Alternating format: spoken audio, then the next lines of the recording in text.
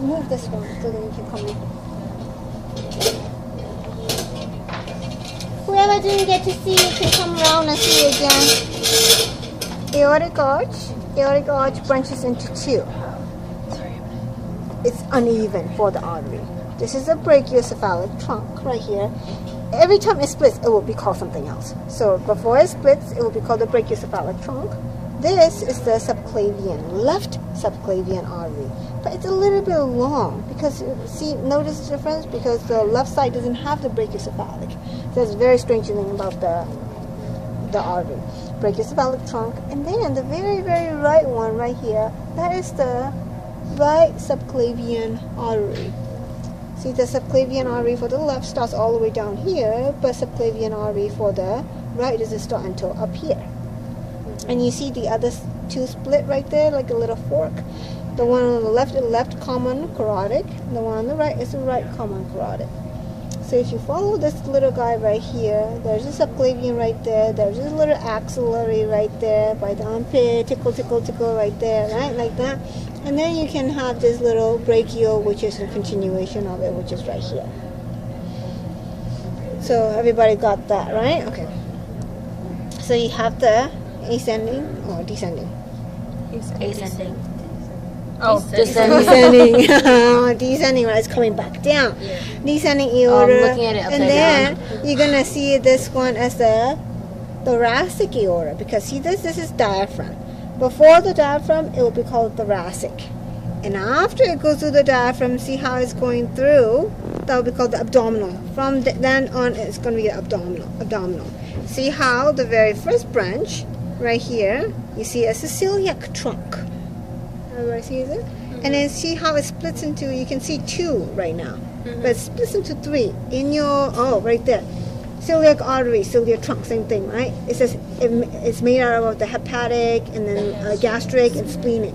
So it's going to do a different area. But I don't really care about you knowing where it's going to, as long as you know that the very first branch is the celiac trunk, and then it branches on to three. So if I ask you, celiac trunk is composed of what? How many arteries? Then you're going to say that. So you're going to identify it.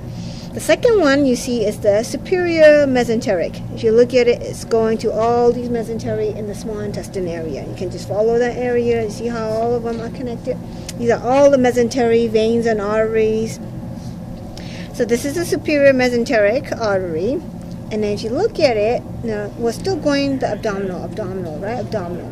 So you can see this little guy, which is the renal, which is right here. You see this one is going to the renal artery.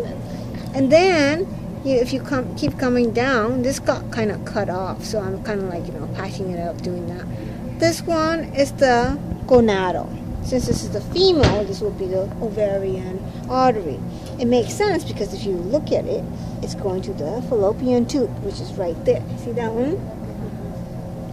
And if you come down, you see this? This is the inferior mesenteric artery. Why? Because it's going to the mesentery in this colon area, large intestine, big old things, which is right next to it, right there. So these mesentery are kind of cut off. And then if you come down, you see the two little upside down V, which is right there. Right there. The very top one is called the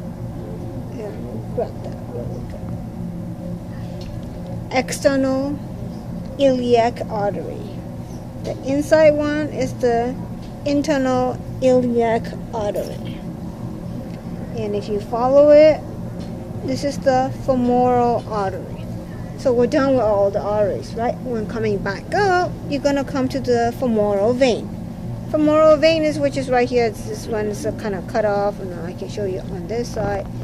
Femoral vein, which is right there. But from the medial side, one vein is draining into the femoral, which is called the great saphenous. You can't see it right here. You can see it on the actual human figure in the lab manual.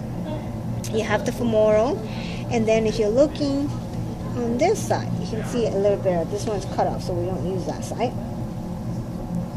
So you can see where it's merging right there. So this is the femoral, this is the external. So if you look right there, in here, you see that little one? That's the internal iliac vein. So this is the external, and then internal pretty much is joining together with it, and then become the common iliac vein. And then it goes up right there as the inferior vena cava. You see this right here? This will be the right gonadal vein.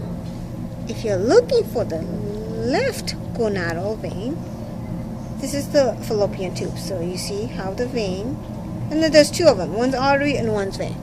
The vein is draining into the renal. The left gonadal vein drains into the renal vein, which is right here. But the right gonadal vein drains directly into the inferior vena cava. So you can also see that very clearly on the drawing that I did on the board. So you can notice the difference. And this is the renal vein right there. The veins, not a lot of stuff that you need to know. Gonadal and the renal, and then it goes up, and then pretty much just goes into the heart right there. This is the superior vena cava. There is one kind of arched up area, pretty much going next to the vertebral column. That's the azygos vein, drain into the superior vena cava. This is the superior vena cava, draining everything from the upper systemic. So it's going this way, but I'm moving up this way. Okay, it's draining everything back this way. Actually, you know what? I'll just say how it's draining. So this is the brachial vein right there, and then you have the axillary, and you have the subclavian, and and then you have the external jugular, which is right here, and you have the brachiocephalic left side right vein, and then you have the superior vena cava. So everything pretty much just drains into this way. That's not a lot at all, right? Oh, this is not anywhere close to all the other ones. Yes.